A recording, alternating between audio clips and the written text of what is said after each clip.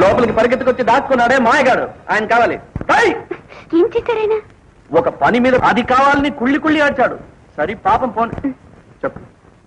పెళ్ళాం పురుడు చావు బతుకులో ఉండి చేతిలో చిల్లిగవ్వ కూడా లేదు అన్నారా? మీరు ఆయనకి ఏమవుతారు? ఆయన కూతుర్ని. మీరు చచ్చిపోయారని చెప్పి డబ్బు అడిగాడు. బతికే ఉన్నారా? సూదంలో ధర్మరాజుకు బాబీన ఆయన సొంత భార్యని పందెం కాచారు. ఈయన అందరి భార్యని పందెం కాయడానికి సిద్ధం. కన్న కూతురు ఎనవలసిన మాట్లాడినా ఇవి చంపేస్తాను తెలుసా. నా ఆస్తంతా జోదంలో పోయింది, ఒప్పుకుంటాను. అదే జోదంలో ఓడిపోయింది గెలుచుకోవాలి కదా. బస్సులో డబ్బు బారేసుకుని పార్కులో ఎతుకుతారా ఎవరైనా? మీ దగ్గర డబ్బు ఇచ్చేసి ఇంకెవరినైనా అడగలనా? మిమ్మల్ని అడగాలి కదా. ఇదిగో చూడండి, గొడవ చేయకండి. ఆయన ఇవ్వవలసిన డబ్బు నేను ఇస్తాను. ఎంత ఇవ్వాలి? అదెంత పెద్ద 15 రూపాయలు ఒక్క ఆట.